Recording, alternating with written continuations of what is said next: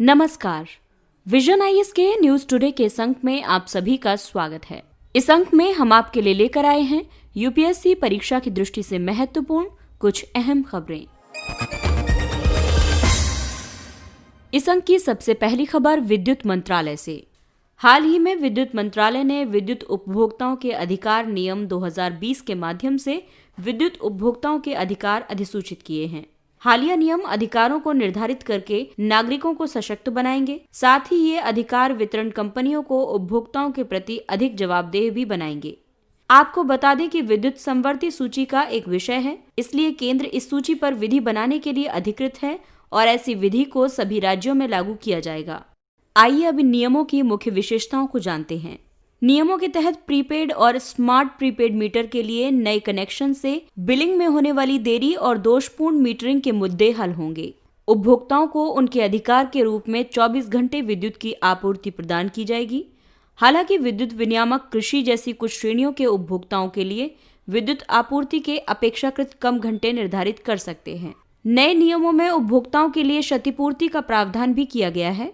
अब एक उपभोक्ता विद्युत वितरण कंपनियों द्वारा विद्युत की आपूर्ति न करने पर या बाधित आपूर्ति करने पर या दोषपूर्ण मीटरों के लिए प्रतिपूर्ति का दावा कर सकता है। नए नियमों में प्रोज्यूमर यानी उत्पादक सह उपभोक्ता के रूप में उपभोक्ता की रूपरेखा निर्धारित की गई है।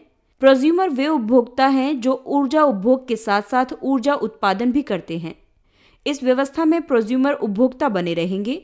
साथ ही उनके पास या तो स्वयं या सेवा प्रदाता के माध्यम से नवीकरणीय ऊर्जा उत्पादन इकाई स्थापित करने का अधिकार भी होगा। इसके तहत विभिन्न सेवाओं जैसे आवेदन दर्ज कराना, आवेदन की प्रक्रियागत स्थिति की निगरानी, बिलों का भुगतान आदि के लिए ऑनलाइन पहुंच की सुविधा को स्थापित किया जाएगा। नए नियमों के तहत उपभोक्ता शिकायत समाधान मंच की स्थापना की जाएगी। इसमें उपभोक्ता और प्रोज्यूमर प्रतिनिधि शामिल होंगे। अगली खबर भारत और वियतनाम संबंधों से। हाल ही में भारत और वियतनाम ने आभासी शिखर सम्मेलन में प्रमुख समझौतों पर हस्ताक्षर किए हैं। आइए सबसे पहले सम्मेलन के मुख्य निष्कर्ष जानते हैं। इस शिखर सम्मेलन के दौरान भविष्य में भारत वियतनाम व्यापक रणनीतिक साझेदारी का मार्गदर्शन करने के लिए शांति, समृद्धि और लोगों के लिए एक संयुक्त दृष्टिकोण दस्तावेज को अपनाया गया है। दरअसल वर्ष 2016 में द्विपक्षीय संबंधों को एक व्यापक रणनीतिक साझेदारी के रूप में अधिक सुदृढ़ किया गया था। भारत और वियतनाम ने रणनीतिक साझेदारी का सृजन किया है। इसके अंतर्गत परमाणु ऊर्जा के विकास, क्षेत्रीय सुरक्षा में वृद्धि और आतंकवाद और मादक द्रव्यों की तस्करी से निपटने पर व्यापक सहयोग शामिल है। भारत प्रशांत क्षेत्र में दोनों पक्षों ने इस क्षेत्र में सभी के लिए साझा सुरक्षा, समृद्धि और उन्नति प्राप्त करने के लिए भारत की भारत प्रशांत महासागरीय पहल यानी इंडो पैसिफिक ओशन इनिशिएटिव और आसियान्स आउटलुक ऑन इंडो पैसिफिक की तर्ज पर अपने द्विपक्षीय सहयोग को बढ़ाने पर सहमति व्यक्त की है। वियतनाम में विरासत संरक्षण में 3 नई विकास भागीदारी परियोजनाओं की घोषणा की गई है। इन परियोजनाओं में माय सन मंदिर में एफ ब्लॉक, क्वांग नेम प्रांत में डोंग डुओंग बौद्ध मठ और फुयेन प्रांत में नहान चाम टावर शामिल है। भारत ने वियतनाम में स्थानीय समुदाय के लिए 1.5 मिलियन अमेरिकी डॉलर की भारतीय अनुदान सहायता के साथ 7 विकास परियोजनाएं हस्तांतरित की हैं। यदि भारत के लिए वियतनाम की महत्व की बात करें तो वियतनाम आसियान और look and act east policy में भारत का एक प्रमुख भागीदार है। साथ ही चीन को प्रतिसंतुलित करने के लिए भी वियतनाम का सहयोग भारत के लिए आवश्यक है। वियतनाम में ऊर्जा सुरक्षा के रूप में समृद्ध हाइड्रोकार्बन भंडार है।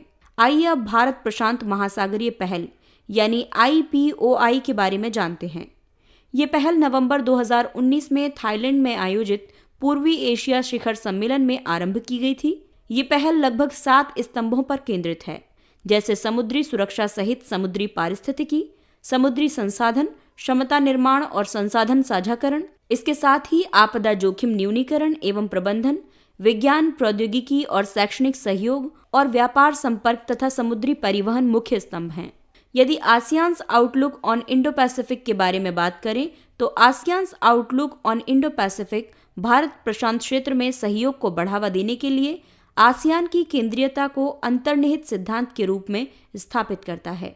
इसमें आसियान के नेतृत्व वाले तंत्र जैसे कि भारत प्रशांत सहयोग के लिए संवाद और कार्यान्वयन के लिए एक मंच के रूप में पूर्वी एशिया शिखर सम्मेलन प्रमुखता से शामिल हैं।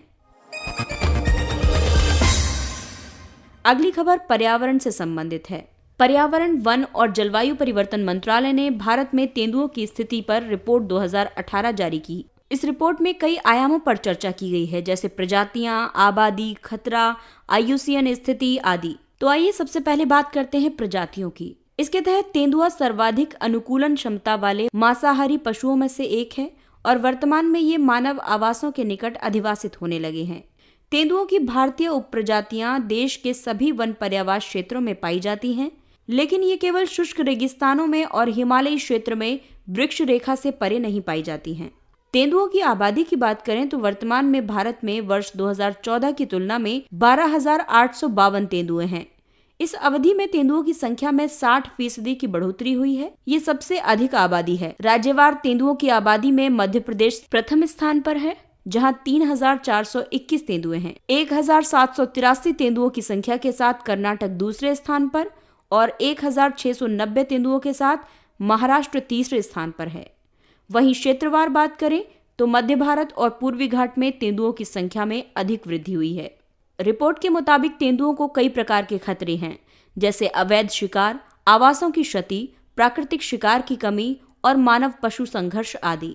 IUCN की सूची में तेंदुओं को वल्नरेबल की स्थिति में रखा गया है।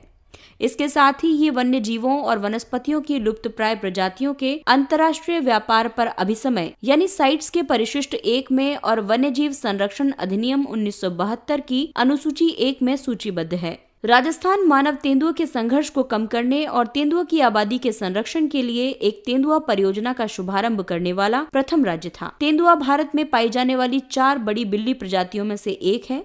अन्य 3 में है शेर, जो कि एंडेंजर्ड श्रेणी में है, बाघ, ये भी एंडेंजर्ड श्रेणी में है, और हिम तेंदुआ, जो कि वल्नरेबल है। अगली खबर कोविड महामारी और उसके प्रबंधन से संबंधित है। स्थायी समिति ने कोविड-19 महामारी और संबंधित मुद्दों के प्रबंधन पर रिपोर्ट जारी की है। समिति ने 4 पहलुओं का विस्तृत मूल्यांकन किया है। ये हैं देश की तैयारी, स्वास्थ्य के बुनियादी ढांचे का संवर्धन, सामाजिक प्रभाव और आर्थिक प्रभाव। आइए अब जानते हैं इस रिपोर्ट के मुख्य निष्कर्ष।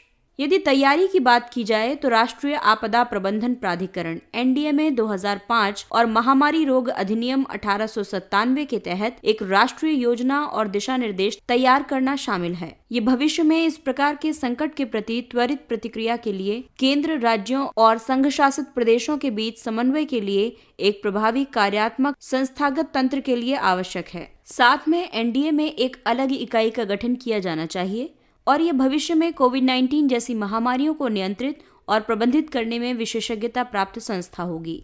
स्वास्थ्य अवसंरचना के संबंध में बात की जाए तो निजी अस्पतालों पर जांच और नियंत्रण बनाए रखने में सरकार का सहयोग करने के लिए राष्ट्रीय स्तर पर व्यापक सार्वजनिक स्वास्थ्य अधिनियम की आवश्यकता है, क्योंकि कोविड-19 ने सार्वजनिक और निजी अस्पतालों में बुनियादी सुविधाओं एवं सेवाओं में बड़े स्तर पर असमानता को प्रकट किया है। इसके अलावा निजी अस्पताल या तो सभी की पहुंच से बाहर हैं या वहनीय नहीं हैं।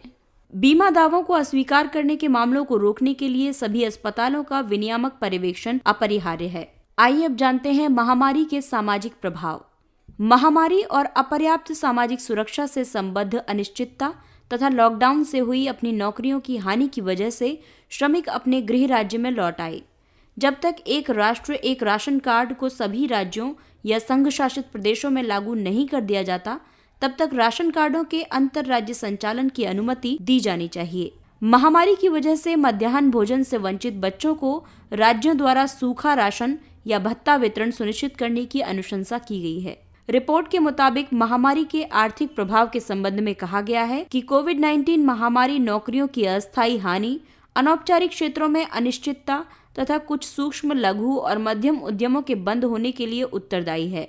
कई विस्तारित योजनाओं या हस्तक्षेपों के प्रभावी कार्यान्वयन की आवश्यकता है। इसके अलावा किसानों, गैर कॉरपोरेट और गैर कृषि लघु या सूक्ष्म उद्यमों को ऋण प्राप्त करने में होने वाली समस्याओं पर ध्यान देने की जरूरत है।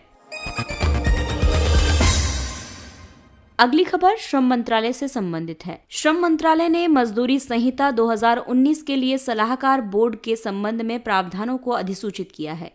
केंद्र एक केंद्रीय सलाहकार बोर्ड का गठन करेगा। इसके अंतर्गत केंद्र द्वारा नामित व्यक्ति शामिल होंगे। इन व्यक्तियों में नियोक्ता और कर्मचारी, स्वतंत्र व्यक्ति, महिलाएं आदि शामिल हैं। ये न्यूनतम मजदूरी और अन्य संबंधित मामलों के निर्धारण या संशोधन से संबंधित मुद्दों पर केंद्र को सलाह देगा। इसके अलावा ये महिलाओं के लिए रोजगार के अवसर बढ़ाने के उपाय भी सुझाएगा। बोर्ड द्वारा निर्धारित की जाने वाली राष्ट्रीय स्तर पर निम्नतम मजदूरी भारत में न्यूनतम मजदूरी को वैधानिक समर्थन प्रदान करेगी। वर्तमान में निम्नतम मजदूरी केवल परामर्शी प्रकृति की है। इसके परिणाम स्वरूप कुछ राज्यों में न्यूनतम मजदूरी निम्नतम मजदूरी से कम है, जो प्रतिदिन 176 रुपए है। न्यूनतम मजदूरी एक नियोक्ता या उद्योग द्वारा उसके भुगतान करने की क्षमता से अलग अपने श्रमिकों को भुगतान की जाती है। ये न केवल जीवन निर्वाह के लिए प्रदान की जाती है, बल्कि श्रमिकों की दक्षता के संरक्षण के लिए भी होनी चाहिए।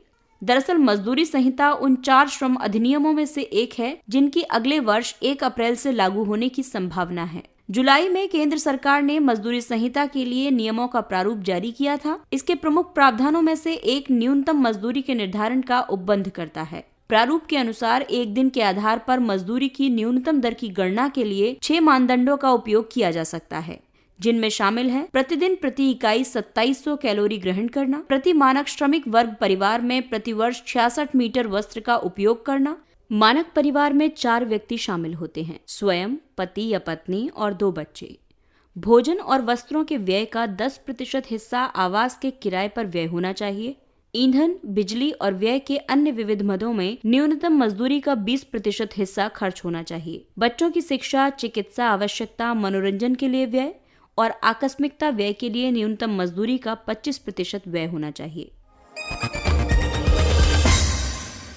आइए अब नजर डालते हैं कुछ संक्षिप्त किंतु महत्वपूर्ण खबरों पर। पूर्व शिक्षण को मान्यता प्रदान की गई। कौशल विकास और उद्यमिता मंत्रालय श्रमिकों के लिए एक विशेष कार्यक्रम रिकॉग्निशन ऑफ प्रायर लर्निंग कार्यक्रम आयोजित कर रहा है। ये कार्यक्रम उत्तर प्रदेश के चंदौली और वाराणसी में पंचायती राज विभाग के साथ आयोजित किया जा रहा है। ये पहल ग्राम पंचायत के स्तर पर कौशल विकास योजना का हिस्सा है, जिसे कौशल विकास और उद्यमिता मंत्रालय के आजीविका संवर्धन के लिए कौशल अधिग्रहण और अभियान जागरूकता कार्यक्रम संकल्प के तहत कार्यान्वित किया जा रहा है। इस पहल की कार्यान्वयन एजेंसी राष्ट्रीय कौशल विकास निगम है। रिकॉग्निशन ऑफ प्रायर लर्निंग कार्यक्रम औपचारिक माध्यम से इतर अधिग्रहित शिक्षण के मूल्य को मान्यता देता है और एक व्यक्ति के कौशल के लिए एक सरकारी प्रमाण पत्र प्रदान करता है। निर्वाचन आयोग कार्यस्थल से मतदान ईवीएम पर विचार कर रहा है। निर्वाचन आयोग प्रवासियों को देश में कहीं से भी अपने गृह निर्वाचन क्षेत्रों में किसी उम्मीदवार के लिए मतदान करने की अनुमति देने की योजना पर विचार कर रहा है। चर्चा में शामिल प्रस्ताव में एक नए युग की इलेक्ट्रॉनिक वोटिंग मशीन शामिल है। इसमें किसी व्यक्ति को उसके गृह निर्वाचन क्षेत्र में एक उम्मीदवार के लिए मतदान करने में सक्षम बनाने के लिए एक प्रत्याशी सूची शामिल होगी। ये सलाह दी गई है कि दूरस्थ मतदान ढांचा विकसित करने के लिए 7 सदस्यीय तकनीकी सलाहकार समूह का गठन किया जाना चाहिए।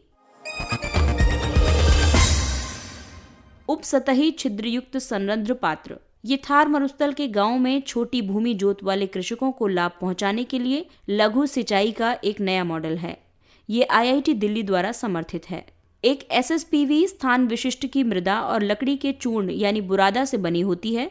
ये मरुस्थल के रेत के अनुरूप अनुपात में मिश्रित होता है। इसे फ्रस्टम के आकार में लाने के लिए दबाया जाता है। फ्रस्टम यानी एक बाल्टी की तरह दिखने वाला बर्तन जिसकी तली में छिद्र होंगे और इसकी संरचना में कार्बन परत को जोड़कर इसे 750 से 800 डिग्री सेल्सियस के तापमान पर पकाया जाता है। प्रयोगों में एसएसपीवी के जमीन में गाड़े जाने के बाद फसल की अधिक उपज और मृदा के पोषक मूल्य में सुधार के संकेत प्राप्त हुए हैं।